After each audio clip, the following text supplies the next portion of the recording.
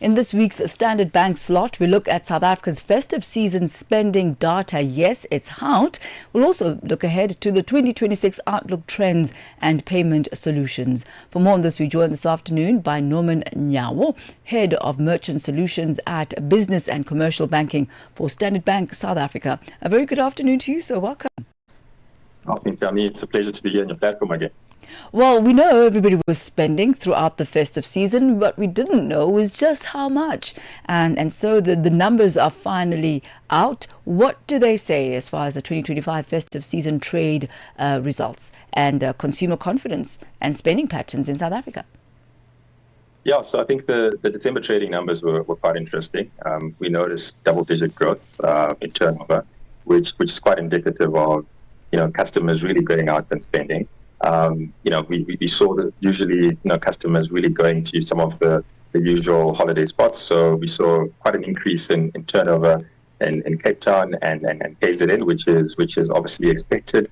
But I think the spend patterns were very much in line with what we anticipated.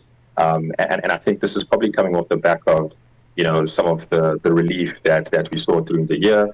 The interest rates coming down late, which I think gave a very good boost and encouraged customers to go out and spend a little bit on themselves.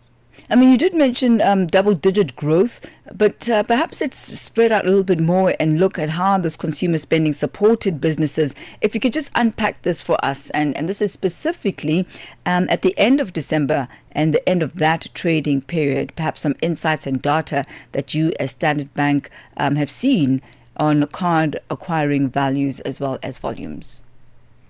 Yeah, so as I mentioned, I think I'll start with maybe some of the regional splits. So as I said, we saw the majority of the highest increase in spend come in the Cape Town area. So we saw about 25% year-on-year growth there, so which is expected. KZN area, we saw 14% increase in turnover spend there.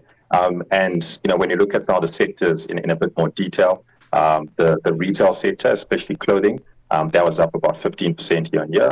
And we also saw the entertainment and T&E space also up 10% year on year. So again, as I said, it really just does reinforce that during that festive season, we anticipate that some of those sectors are going to get, a significant amount of volume and traffic, which is good. But interesting enough as well, something that we've been talking a lot throughout the year is, we're seeing an increase in e-commerce and digital traffic.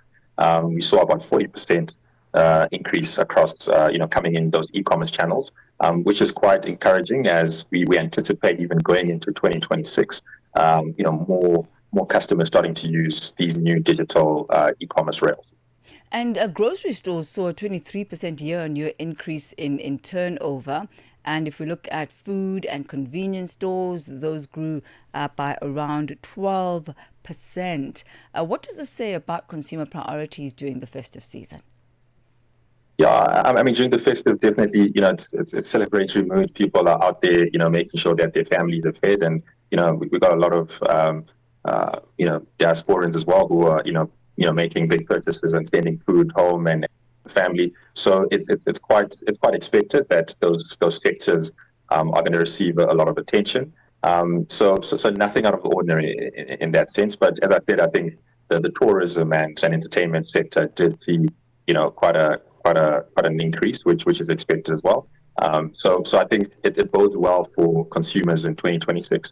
Hopefully, I think with some of the cuts that we're seeing, the rate cuts continue, and if the spending patterns continue going on into some of the festive periods we're expecting in Easter, we're looking forward to also an increase in some of that spend across the channel. So as we wrap up, could you unpack what Standard Bank sees trends shaping payments in 2026? And it was quite interesting when we spoke about e-commerce and the volumes growing there as well. And maybe just a comment from you on how businesses should respond to that in this year, and just developments and how businesses and consumers are going to be impacted in this year of 2026. Yeah, so I think some of the trends that we foresee coming in, as I mentioned, we're likely seeing the increase of e-commerce and that growth is going to continue. But, as we're going into 2026 as well, there's going to be a lot of talk around alternative payment channels, which means that we're starting to see, the use of the cell phone come in, Standard Bank has built a platform-based solution called Simply Blue, where merchants can download it and they can actually start transacting quite quickly. So, the proliferation of these, simple to use applications is what we're really starting to see expand in the market.